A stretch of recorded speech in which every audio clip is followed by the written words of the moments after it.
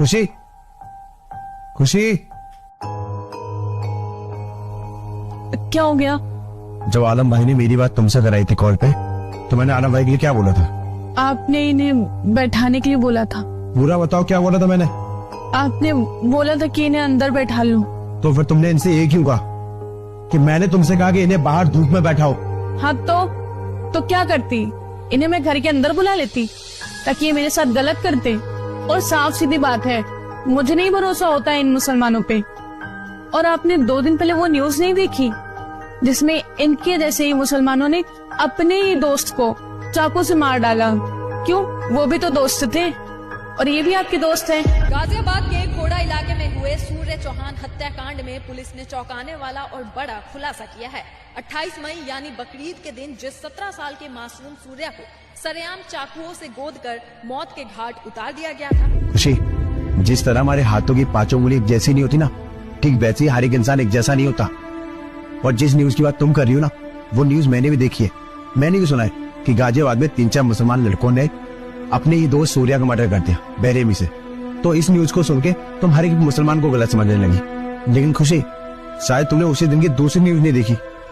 शायद तुमने नहीं सुना कि उसी दिन ठीक 6 घंटे बाद दिल्ली के जहांगीरपुरी में कुछ हिंदू लड़कों ने मिलकर मुस्लिम लड़के अरबाज की हत्या कर दी। वारदात दिल्ली के जहांगीरपुरी थाने की है, क्षेत्र के सी ब्लॉक की है। बताया जा रहा है कि ईद की रात 26 साल का अरबाज घर के पास मौजूद था।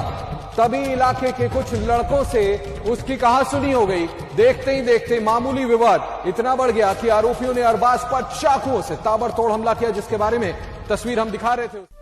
शायद तुमने वो न्यूज नहीं सुनी, क्योंकि अगर तुम वो न्यूज सुन लेती तो तुम्हें हिंदू गलत लगने लगता है ना। पर खुशी, ना हिंदू गलत है ना मुसलमान गलत है। गलत है वो इंसान जो गलत करता है। और खुशी कि हिंदू मुस्लिम हमारी दोस्ती बीच में कहां से आ गया?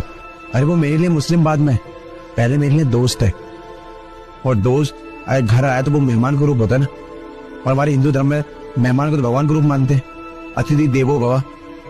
तो तुमने एक तरह से भगवान की बेइज्जती की है, मेरे मेहमान की बेइज्जती की है।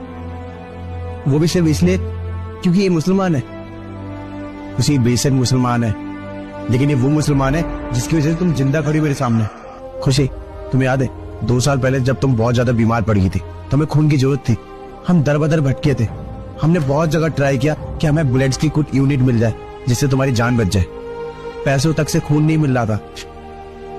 फिर उसी हॉस्पिटल में अपनी माँ के इलाज कराने आया था। मुझे परेशान देखा तो मेरी परेशानी पूछी और फिर कहने लगे कि भाईजान, अगर हमारा खून आपके किसी काम आ जाए तो एक बार ब्लड टेस्ट करा लेते।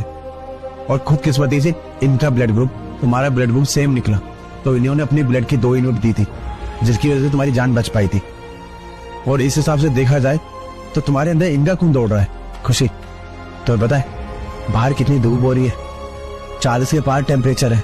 और उस धूप में ये मेरा इंतजार कर रही थी सिर्फ तुम्हारे बदौलत। तुम चाहती तो उन्हें अंदर एसी में बैठा सकती थी।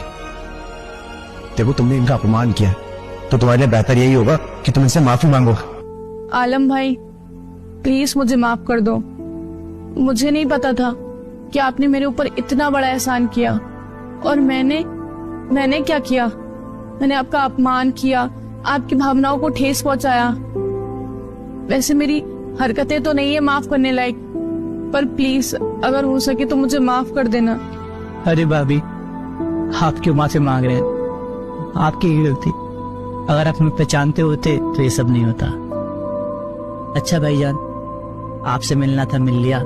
मेरे जाने का वक्त हो रहा है। आलम भाई, आप थोड़ी देर इंतजार कर लीजिए, मैं आपके लिए चाय बना के लाती हूँ। अरे नहीं भाभी, चाय में हम लेट हो जाएंगे। देखिए भाई, अगर आप चाय पी के नहीं जाएंगे तो मैं यही समझूंगी कि आपने मुझे अभी तक माफ नहीं किया।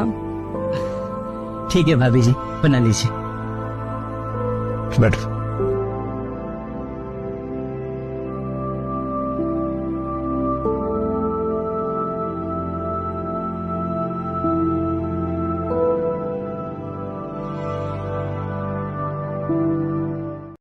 सीखिए आप लोग इन लोगों से।